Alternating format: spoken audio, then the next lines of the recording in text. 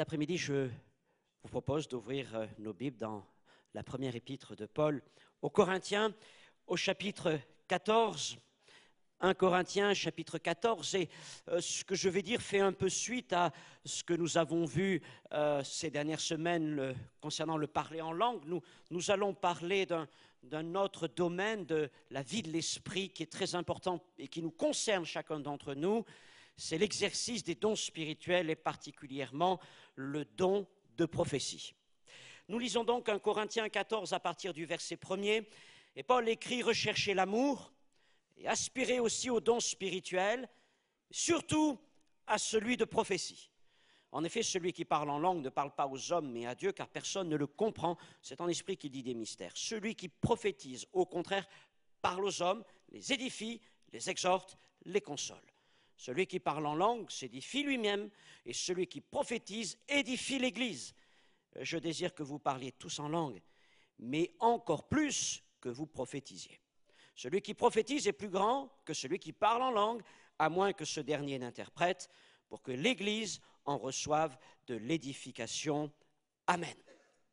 Alors, dans le monde chrétien, on pourrait poser cette question à la manière des évangiles. Que peut-il venir de bon de France ? Et dans le milieu chrétien, on regardera vers tel ou tel pays, de l'autre côté de l'Atlantique ou dans une autre extrémité de la terre, mais venir de France quelque chose de bon, on laisse des points de suspension. Pourtant, nos cultes ont une richesse particulière, ont une saveur particulière, car dans nos assemblées, dans nos cultes, la louange spontanée, la louange individuelle comme collective a toujours été encouragée. Et encore plus, la manifestation des dons spirituels, en premier lieu la prophétie. Et je dis que c'est une richesse qui est loin de se retrouver partout, même dans ces églises dont nous parlons souvent. Et plusieurs frères de l'étranger, connaissant nos assemblées de France, m'ont dit « Vous avez cette richesse que l'on ne retrouve pas dans beaucoup de pays, cette vie de l'esprit, cette manifestation des charismes et de la prophétie, en particulier dans vos cultes. » Nos pères dans la foi, et là je parle de ceux du XXe siècle, nos pères de la Pentecôte, en France ont été particulièrement touchés par la promesse du Saint-Esprit et par cette idée, cette notion de don de prophétie. Comprenons que pour beaucoup d'entre eux, ils provenaient d'églises où la parole était le fait exclusif du clergé. Et dans les années 20, 30, quand on allait à l'église, vous y mettrez ce que vous voulez derrière, la plupart du temps, on suivait quand il fallait se lever, s'asseoir, réciter des choses dont on ne comprenait rien, et c'était tout. Et quand ils ont découvert le plein évangile, et quand ils ont compris qu'ils étaient aux yeux de Dieu des sacrificateurs, avec cette grâce qui leur était accordée de louer Dieu spontanément, mais aussi de devenir des prophètes dans l'assemblée en manifestant les dons spirituels, ça a vraiment été pour eux comme un privilège, une grâce dont ils mesuraient la valeur.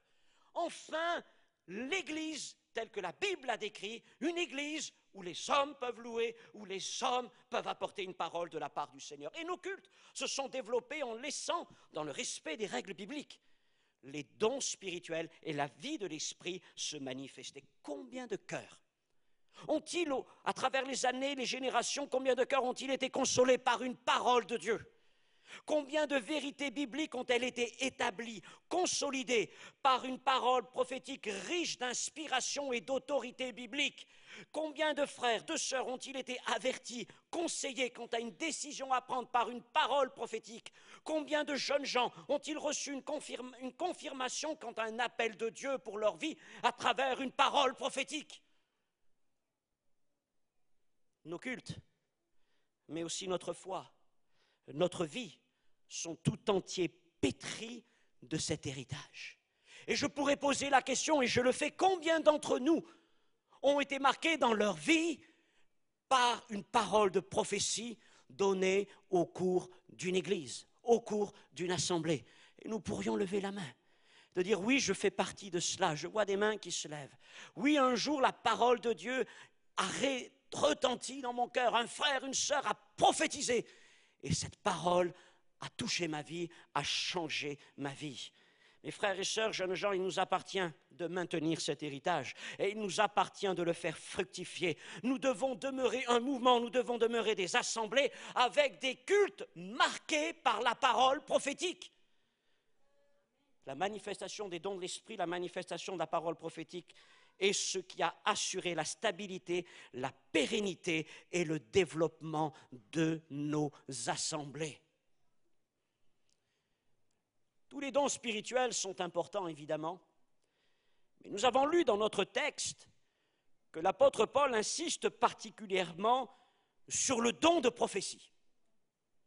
Et l'essentiel de l'enseignement du chapitre 14 de cette première épître aux Corinthiens est consacré à l'exercice du don de prophétie.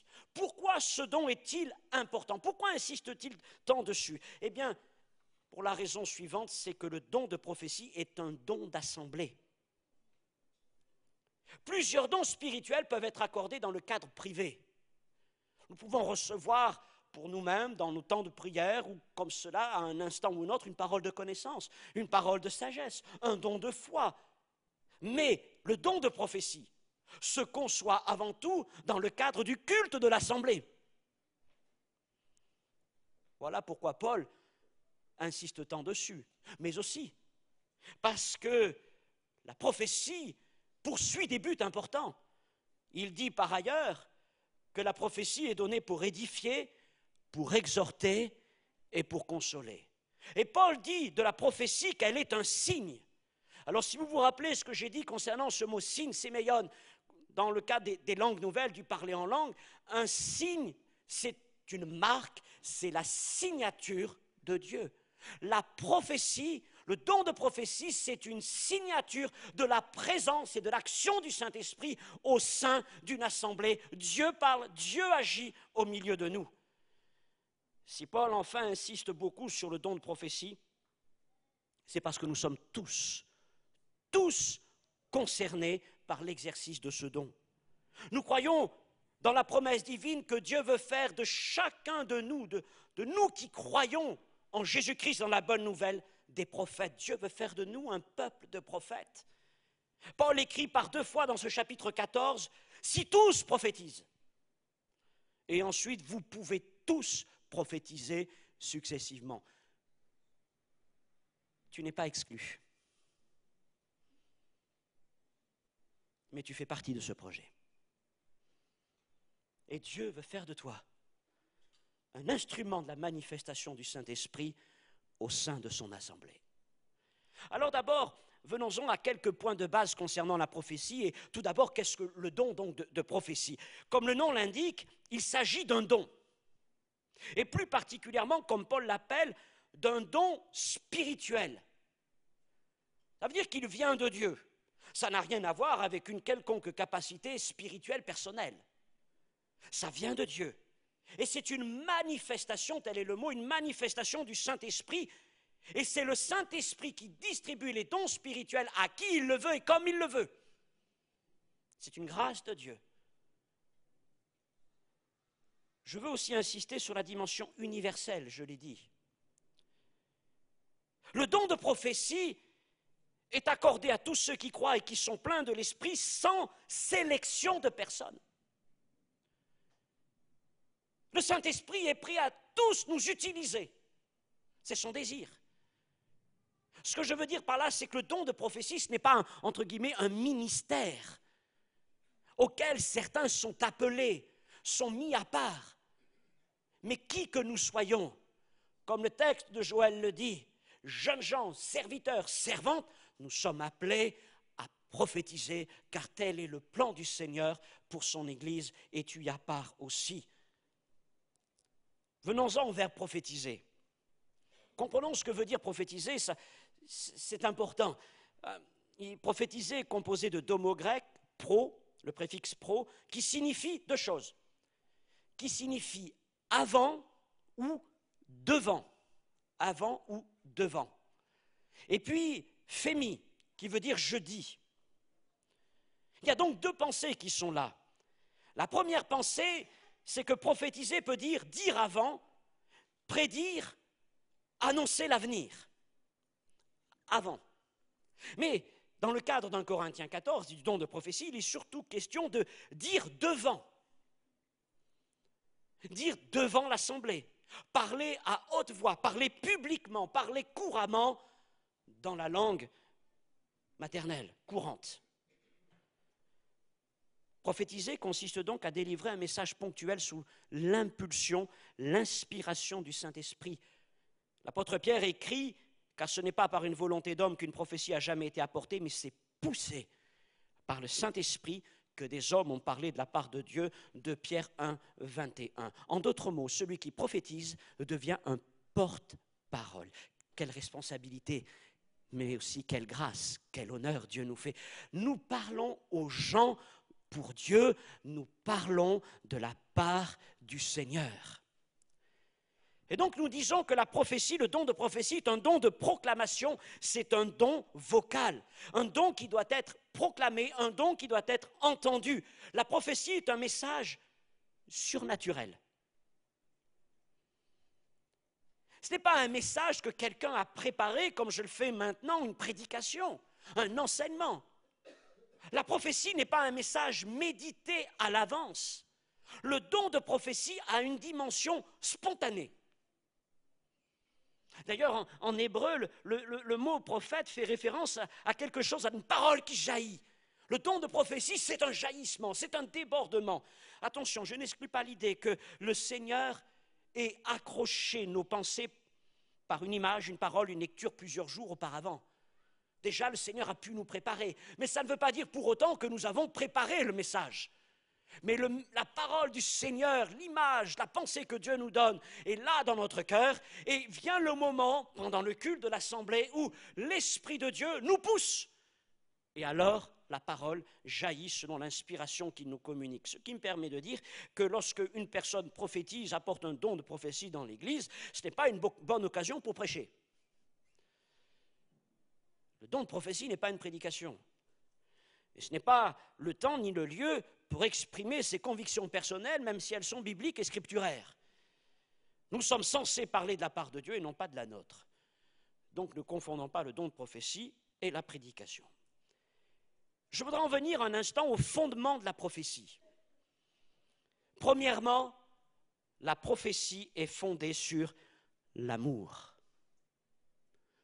Quand j'aurai le don de prophétie, etc., si je n'ai pas l'amour, je ne suis rien, 1 Corinthiens 13, 2. Sans amour, les prophéties sonnent creux. Et au lieu de manifester la grâce de Dieu, elles heurtent. La prophétie se nourrit de compassion. Elle se nourrit du fait d'être concernée, d'avoir un fardeau pour une personne, pour une situation, avoir le désir d'encourager, d'exhorter. La prophétie se nourrit d'amour, elle s'accomplit dans l'amour. Et la prophétie aussi s'exerce selon la foi. Et deux niveaux de foi doivent être considérés ici. D'abord, notre foi. Le Saint-Esprit œuvre par l'intermédiaire du croyant selon la mesure de foi qu'il trouve dans son cœur. Et ce qui va être apporté à l'Église dépend aussi en grande partie de la foi qui habite dans mon cœur. Ce que je suis prêt à entendre de la part de Dieu, ce que je suis prêt à apporter par la foi de la part du Seigneur. Et puis il y a aussi la foi comme sainte doctrine. L'apôtre Paul dit dans Romains 12, verset 6, qu'il nous faut prophétiser selon l'analogie de la foi. Qu'est-ce que veut dire cette expression? C'est qu'il faut prophétiser conformément à la parole de Dieu. Si vous relisez 1 Corinthiens 12 ou la deuxième aux Thessaloniciens, vous serez surpris de découvrir que dans ces assemblées, dans l'assemblée de Corinthe, certains avaient osé prophétiser que Jésus est anathème. Alors dit comme ça paraît très beau. Mais si on le dit dans un français courant, ça veut dire Jésus est maudit. Non. Comment arriver à prophétiser de telles choses? Ça nous paraît, parce que ce n'est pas du tout conforme aux Écritures. Et dans l'église des Thessaloniciens, certains avaient prophétisé que l'enlèvement avait déjà eu lieu. Les autres, du coup, la résurrection avait eu lieu. Les autres, du coup, étaient un peu paniqués. Et Paul leur dit, mais ça n'a rien à voir avec ce que je vous ai enseigné jusqu'à présent. Et il a dû redresser les situations. Ce qui est prophétisé est soumis à l'autorité des Écritures. La prophétie n'est pas au-dessus de l'Écriture. L'Écriture vient en premier et la prophétie est en dessous de l'Écriture.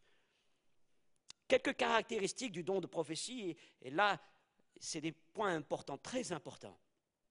Sous un vocabulaire un peu technique, il y a des choses très importantes et certainement qui peuvent répondre à certaines questions que vous avez en vous. Tout d'abord, je voudrais vous dire que la prophétie est partielle. Dans l'évangile de Jean, au chapitre 3, verset 31, Jean dit « Celui qui vient d'en haut est au-dessus de tous », il fait référence à Jésus, mais celui qui est de la terre est de la terre, il parle comme étant de la terre. Jésus est d'en haut, nous sommes de la terre. Et si nous parlons comme étant de la terre, ça veut dire que nos paroles sont imparfaites, qu'elles sont partielles, parce que nous n'avons pas la connaissance de tout. Et Paul, dans 1 Corinthiens 13, 9, dit ceci, « Nous prophétisons en partie ». Et le fait que la prophétie soit partielle dépend en grande partie de la qualité de l'inspiration de celui qui parle. De quelle manière celui qui parle est-il inspiré? C'est-à-dire, quelle écoute il a de Dieu, quelle sensibilité, quelle réceptivité il a de la parole du Seigneur. Parce que, évidemment, entre l'émetteur divin et l'émetteur humain, la bouche, jusque aux oreilles de l'homme, c'est parfait. Mais quand ça commence à passer à travers nos oreilles, notre cœur, notre intelligence pour ressortir de la bouche, il peut y avoir des parasites sur la ligne. Et le message peut être troublé, mal entendu, mal compris, mal dit, déformé. Pourquoi? À cause d'un manque de foi, à cause d'un manque de communion, un manque de sanctification, à cause de toutes sortes de compromis qui viennent altérer la parole du Seigneur, la révélation de l'Esprit. Alors de ce principe de partialité émane une autre caractéristique de la prophétie. Ne soyez pas troublés par ce que je vais dire, mais nous allons bien le comprendre, la prophétie est imparfaite. C'est pour ça que Paul écrit dans 1 Thessaloniciens 5,20, il écrit deux choses dans ce verset. Il dit d'abord, ne méprisez pas les prophéties. Dans cette église des Thessaloniciens, certains avaient été troublés par toutes ces paroles qu'il y avait. Oui, alors certains disaient, mais la résurrection a déjà eu lieu, d'autres racontaient toutes sortes de choses et on était perdus. Alors du coup, il y avait un discrédit qui avait été jeté. On disait, mais ça ne sert à rien. Paul leur dit, non, la prophétie est peut-être imparfaite, mais ce n'est pas une raison pour la rejeter. Par contre, voilà quelle doit être votre attitude, examinez toutes choses. Et quand il dit examiner toutes choses, il ne dit pas examiner celui qui prophétise. Il dit examiner ce qu'il dit, non pas dans le but de tailler, mais dans le but de garder ce qui est bon, de peser les choses. Mais le verbe examiner nécessite une capacité de réflexion, d'analyse spirituelle, de peser les choses. D'après quoi? Non pas d'après mes propres pensées.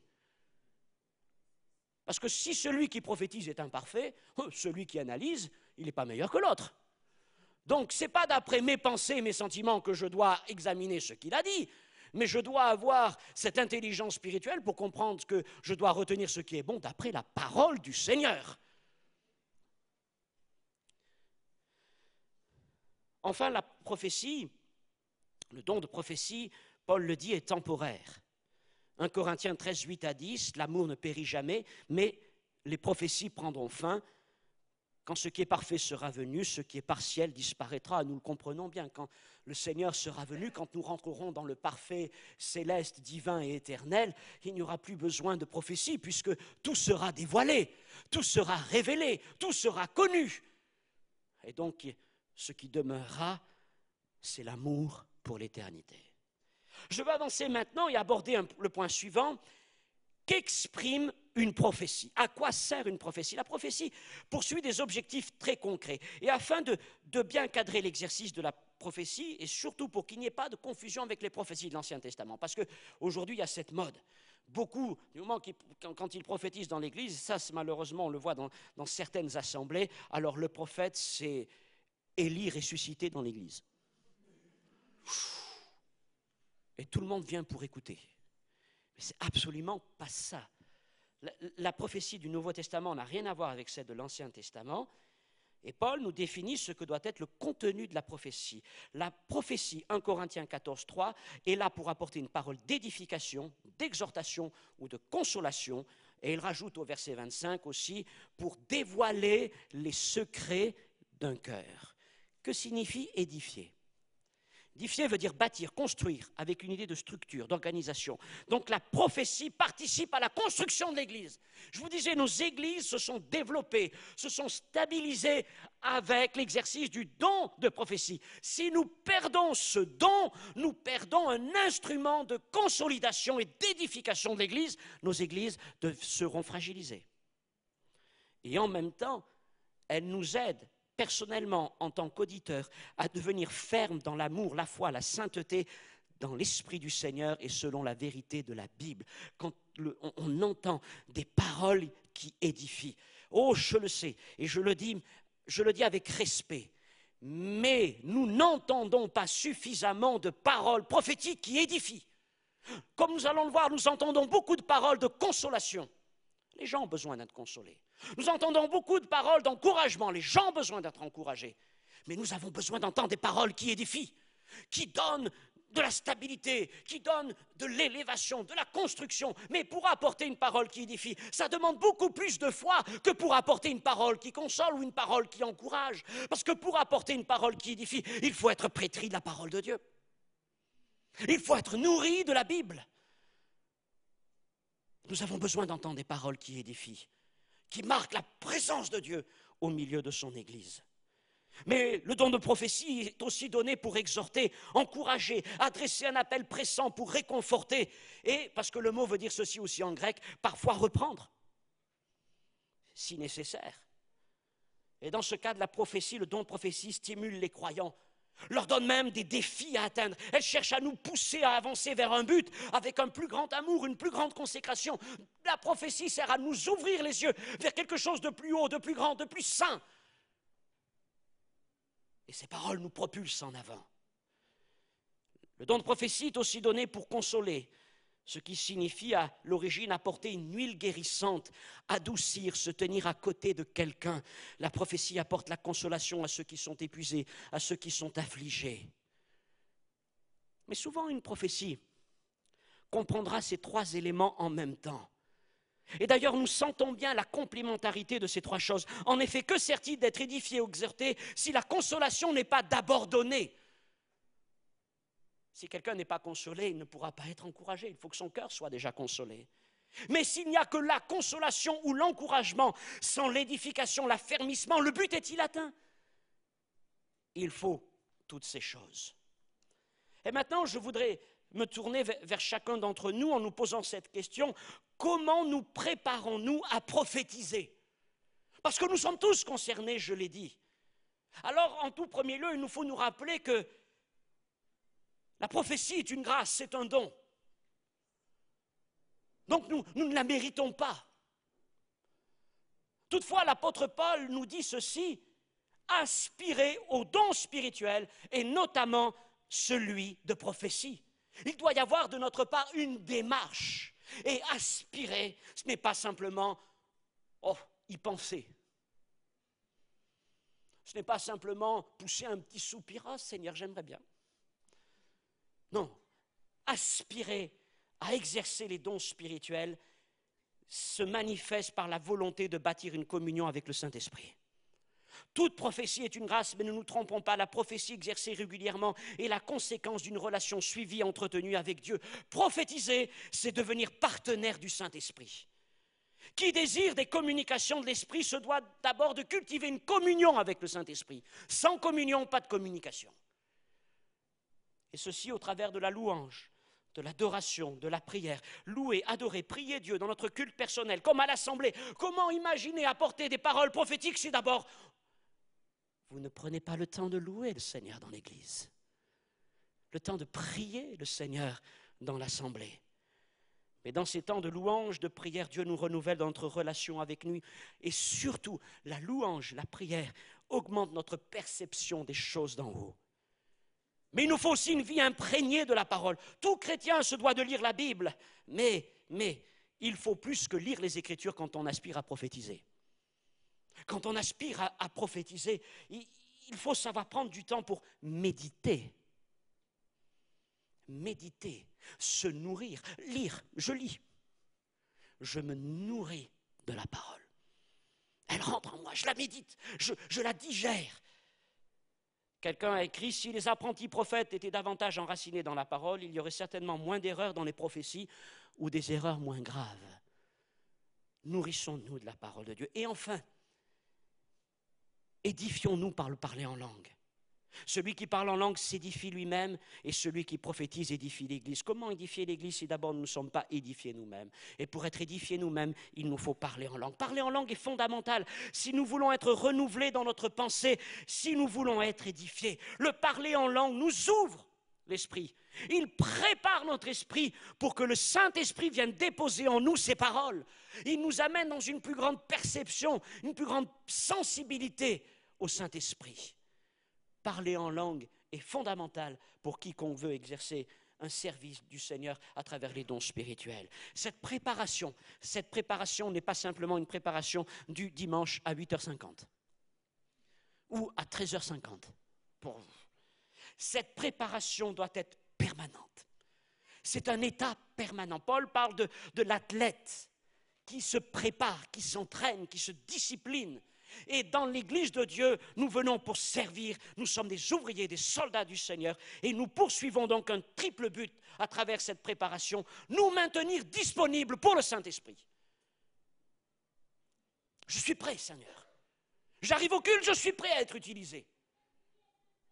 Deuxièmement, augmenter notre sensibilité à l'écoute de l'Esprit.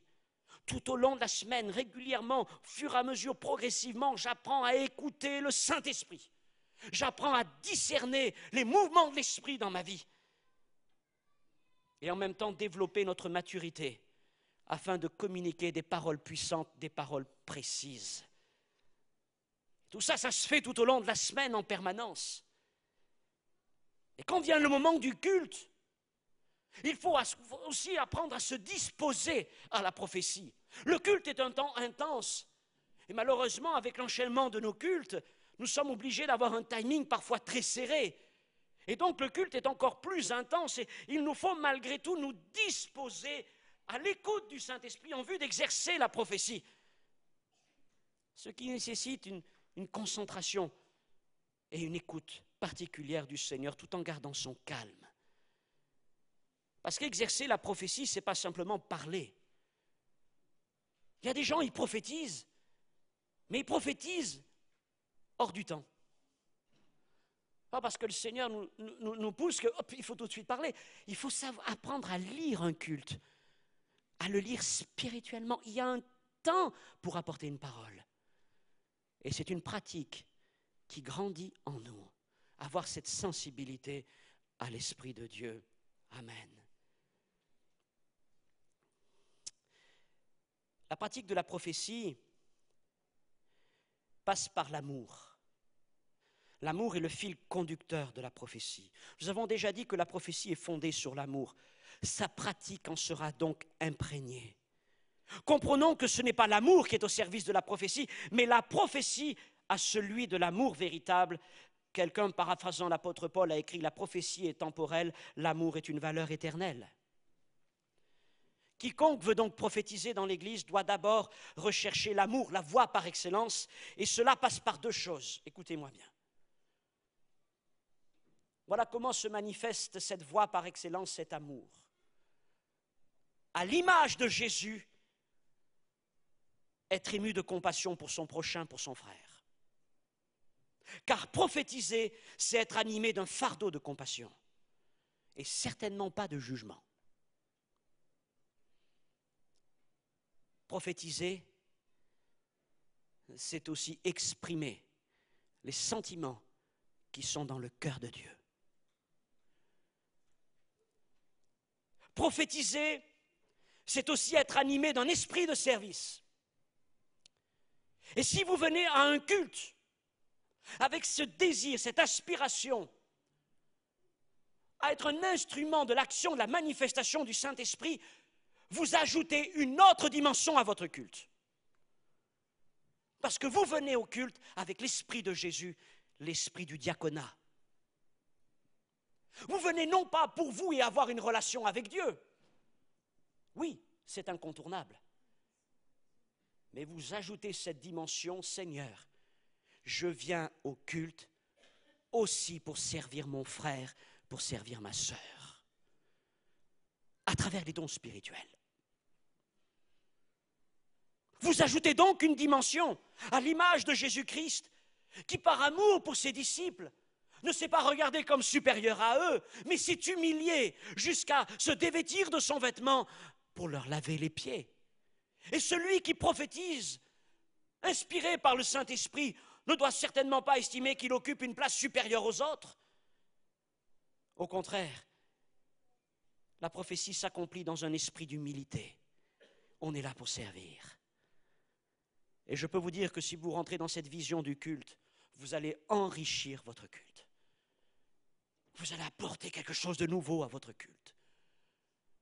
Déjà, plusieurs au milieu de nous connaissent la valeur du diaconat dans l'assemblée, en servant l'Église d'une manière ou d'une autre. Je vois nos frères qui sont à la vidéo pour apporter les messages aux autres. Je vois nos sœurs et toute l'équipe des moniteurs pour enfants que nous regardions tout à l'heure et qui aussi servent le Seigneur et servent nos enfants tout au long de l'année. Donc vous connaissez déjà pour beaucoup cette dimension du service, mais je voudrais vous dire que le diaconat dans le culte passe aussi par les dons spirituels. Découvrez cette dimension, ajoutez cette dimension à votre culte. Alors on est animé d'amour. Oui, mais comment vient le fait d'apporter une prophétie? Je l'ai dit au début, la prophétie est un don de l'Esprit. Il vient du Saint-Esprit qui le distribue comme il le veut et il le distribue à des hommes. La Bible dit que c'est poussé par l'Esprit que des hommes ont parlé de la part de Dieu. Toute prophétie naît donc d'une impulsion de l'Esprit. Il y a quelque chose qui se passe en nous. Une présence particulière. Alors, certains appelleront cela l'onction. Et si je veux être biblique, il faut appeler ça être rempli de l'Esprit. Le Saint-Esprit nous remplit à un moment donné et il nous communique quelque chose. C'est là qu'il va nous pousser, il va nous amorcer. Il fait naître en nous une impulsion, peut-être une parole, un mot, rarement un message tout entier, peut-être une image ou d'autres sortes d'impulsions. Et si je dis cela, c'est dans l'espérance de créer un déclic chez vous. Je veux dire chez toi. Il m'a fallu du temps pour comprendre ceci. J'ai, une année, un automne, dit au Seigneur, je vous l'ai déjà peut-être raconté, mais je veux revenir sur cet exemple. Seigneur, j'avais 28 ans, je dis, Seigneur, il faut que j'exerce les dons spirituels. Ça fait 10 ans que je suis baptisé et je vois des beaucoup plus jeunes que moi qui exercent les dons spirituels. C'est pas possible. Il faut qu'il y ait quelque chose qui se passe. J'ai prié le Seigneur pendant plusieurs semaines. Et puis, un jour, dans un culte de l'Assemblée, l'Esprit de Dieu est descendu sur moi. Une puissance remplie de l'Esprit. Je ne savais pas ce qui se passait, mais je sentais qu'il y avait quelque chose qui se passait. Qu'est-ce qu'il faut faire? Qu'est-ce qu'il faut... Et alors que j'étais dans une sœur de l'église commence à apporter un don en langue. Et sitôt qu'elle a fini, hop, j'ai laissé cette pression qui était en moi. Et voilà, les paroles sont venues, c'était un don d'interprétation. Quelque temps plus tard, le Seigneur m'a amené dans cette même relation de foi à apporter des dons en langue. Mais il a fallu une année de plus pour que j'exerce pour la première fois la prophétie. Alors pendant cette année-là, je me disais, mais Seigneur, je ne comprends pas. Ok, j'ai le don des langues, l'interprétation, mais il me dit quand même d'aspirer à la prophétie. Pourquoi ça ne vient pas? Et puis pendant plusieurs mois, c'était comme ça. Et un jour, clairement, Et il y a une image qui est venue devant moi, une image d'une haie qu'un homme était en train de travailler. Et Dieu m'a amené à réfléchir sur cette image pendant un culte. Et le Seigneur m'a dit, vas-y maintenant, parle. J'ai dit, parle. Et vas-y. Et j'ai commencé à exprimer ce qui est là. Et j'ai dit, mais c'est ça le don de prophétie. Mais j'ai dit, mais Seigneur, mais c'est pas la première fois qu'il y a de telles pensées dans mon cœur. Ça fait des mois que tu avais mis en moi soit des images, soit des pensées, soit des paroles. Je n'avais pas compris ce que c'était. Maintenant, je comprenais. Et vous comprenez pourquoi je dis ça? Parce que je suis certain que plusieurs au milieu de nous, Dieu a mis dans vos cœurs des semences de dons de prophétie. C'est là. Et vous dites, mais Seigneur, donne-moi quelque chose. Et Dieu te dit, mais je t'ai donné quelque chose. Et je prie le Seigneur pour qu'aujourd'hui, 1, 2, 3 reçoivent ce déclic spirituel. Alors évidemment, il faut apprendre à reconnaître les impulsions de l'esprit. Maintenant, j'ai appris avec le temps, j'ai appris à déchiffrer, même à déchiffrer un culte. À sentir quand vient le temps où Dieu veut parler d'une manière ou d'une autre, un temps où Dieu a donné un don spirituel. On apprend cela. Mais au début, on est, oui, petit Samuel. On est comme Samuel. Tu m'as appelé, qu'est-ce qu'il faut faire? Faites comme petit Samuel, allez voir les vieux. Allez voir Bernard. Ne venez pas me voir. Venez voir des anciens, venez voir vos pasteurs. Et on parlera, et on vous encouragera. Et la prochaine fois, vous direz, parle car ton serviteur écoute. Et ensuite, vous parlerez. Avec le temps, vous apprendrez, comme Élie, à discerner la voix de l'esprit. Oh non, non, pas dans le feu, pas dans le tonnerre, pas dans le vent violent. Dans le doux murmure, quand l'Esprit de Dieu vient parler à notre oreille. Alors si la prophétie naît dans l'amour, portée par l'amour, si elle est poussée par l'Esprit de Dieu, elle doit être aussi, elle s'accomplit dans la foi, elle est communiquée dans la foi. La prophétie, apporter une prophétie dans l'Église demeure toujours une action de foi. Et là, je touche encore des choses très pratiques. Cela implique donc de dépasser de nombreuses craintes. De nombreuses craintes. Première question, cette pensée vient-elle de Dieu? Ouf. Et alors là, c'est la machine à laver intérieure. Position essorage. Et alors là, ça tourne. Suis-je capable d'apporter une parole, une prophétie? Que vais-je dire? Et surtout, que vont dire les autres de moi? De ce que je vais dire. Alors, qu'est-ce que je peux dire? Je peux dire que dépasser cela, ça ne peut se faire que dans la foi, dans la confiance dans le Seigneur. Que vous puissiez dépasser ce stade. Mais pour nous, ça a été l'objet d'un enseignement que j'ai apporté l'année dernière, me semble-t-il. Il convient de faire de notre assemblée le lieu favorable à la manifestation des dons spirituels. Un lieu où on sent qu'on peut librement commencer à prophétiser, à apporter une parole, sans peur d'être critiqué. Je ne dis pas que vous ne serez pas examinés. Non pas vous, mais les paroles, parce que ça, Dieu nous demande de le faire. Mais on n'est pas là pour mettre une note. 1, 2, moi, il a la moyenne aujourd'hui, 10. Non, c'est pas ça. On est là surtout pour vous encourager, vous dire, vas-y, tu commences, fais-le. On est là pour te soutenir. Et quand il y a cet amour dans l'Église, quel est le lieu favorable à l'Assemblée, un lieu d'encouragement, de liberté, d'écoute, alors c'est sûr que c'est un bon endroit pour commencer à exercer les dons spirituels. Et puis, pensez aux personnes qui ont besoin d'entendre la parole que le Saint-Esprit a mise sur nos cœurs. Si cette parole n'est point apportée, comment l'entendront-ils ? Comment seront-ils consolés? Comment seront-ils exhortés? Comment seront-ils avertis si cette parole reste dans votre cœur? Ah, je sais, vous me direz, oh, le Seigneur choisira quelqu'un de plus compétent. S'il y a besoin qu'il entende, il choisira quelqu'un d'autre. Sauf que Dieu t'a choisi. Fuiras-tu encore longtemps? Quels arguments mettras-tu en avant? Alors je ne peux que te dire que ta bouche commence à parler selon l'abondance que Dieu a déposée dans ton cœur. Et que les jeunes gens commencent à prophétiser selon la parole de Joël. En conclusion, je veux dire ceci, et c'est quelque chose de très important, qui me ramène à mon introduction.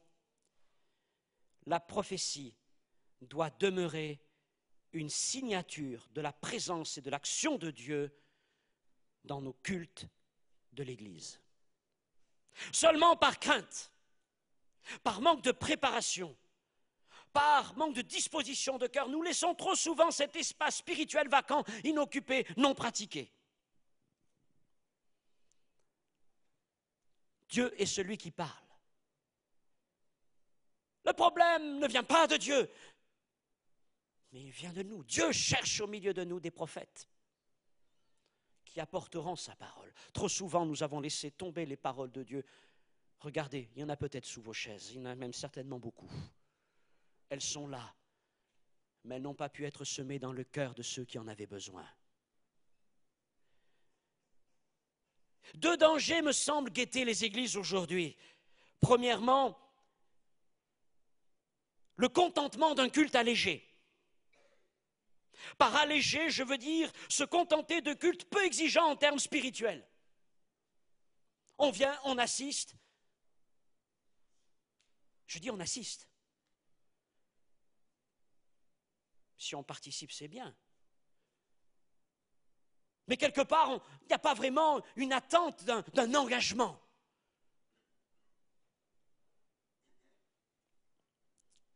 Ce n'est pas là le signe d'une bonne évolution de l'Église. Mais c'est vrai que beaucoup se contentent de lait, de voir combien Dieu est bon. Le Seigneur voudrait qu'avec le temps, son peuple soit capable de manger de la viande, même si au début, elle est hachée. Il faut passer par là, par des choses simples, et on avance. Et puis avec le temps, on peut passer à des choses un peu plus élaborées.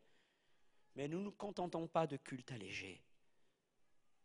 Ne nous contentons pas, et là c'est un autre pan de l'Église, de culte prédigéré. Il y a les cultes allégés, les cultes prédigérés. Je veux parler de cultes où on attend que le pasteur ou quelques personnes préposées à ce service nous communiquent les paroles que nous voulons entendre. Je le disais, il y a le prophète. Et alors on vient à l'église pour entendre le prophète. Prophète, prophétise sur moi. Dis-moi ce que j'ai besoin d'entendre, ce que je veux entendre. Ce n'est pas du tout ça la démarche du Seigneur, la démarche biblique. Il peut être au temps de Samuel, on allait consulter le voyant. Mais aujourd'hui, Dieu veut faire de nous des prophètes. Dieu fait de nous des adorateurs, des sacrificateurs. Jamais le Nouveau Testament nous dit d'aller consulter le voyant. D'aller, là je ne parle pas du voyant derrière sa boule, je parle à la manière de l'Ancien Testament. Jamais le Nouveau Testament nous dit d'aller voir le prophète qui va nous dire « Oh, tout ce que j'ai besoin d'entendre ». La Bible nous dit d'aller d'abord consulter la parole de Dieu et de nous servir le Seigneur en tant que prophète dans son Église. Ça, c'est des cultes que nous voulons. Non, nous ne voulons pas de cultes prédigérés, avec des gens préposés à ce service. Et ces deux formes de culte sont deux écueils malheureusement de plus en plus répandus dans le monde pentecôtiste et charismatique. Rappelons-nous donc que la volonté du Seigneur est que nous soyons un peuple de prophètes et non de gens qui écoutent des prophéties. Je finis par ce verset dans le livre des Nombres, chapitre 11, verset 29. Dieu a pris une part de l'esprit qui reposait sur Moïse et il l'a répandu sur plusieurs anciens dans le camp d'Israël. Et Et Josué s'est inquiété de ce qu'il y avait d'autres hommes que Moïse qui commençaient à prophétiser parmi le peuple. Alors Moïse va lui répondre ceci: es-tu jaloux pour moi? Puisse tout le peuple de l'Éternel être composé de prophètes, et veuille l'Éternel mettre son esprit sur eux. Amen. Nombre 11, 29. Le Seigneur veut t'utiliser. Il veut t'amener dans une nouvelle dimension du culte, dans un nouvel esprit, un nouvel engagement. Cet après-midi, je veux prendre le temps, on a souvent prêché sur ça, Dieu merci, il y a des progrès qui sont là. Mais je veux prendre encore le temps de prier pour vous. Je vais vous appeler à vous lever. Vous qui, dans votre cœur, connaissez ce que je veux dire quand je parle d'impulsion de l'esprit. Quand Dieu vous amorce et vous ne savez pas quoi faire. Vous qui aspirez vraiment à quelque chose d'autre dans la vie de l'esprit. Vous qui aspirez à servir l'Église, servir le peuple de Dieu avec ses dons spirituels. Vous y aspirez vraiment. Et vous voulez franchir ces étapes en disant: Seigneur, moi je veux vivre ta parole, je veux la vivre pleinement. Alors si tu fais partie de cela, si ce message a un écho en toi, si tu as ce désir d'avancer, je voudrais t'inviter simplement à te lever, à te tenir à ta place. Cette démarche, tu l'as fait devant le Seigneur.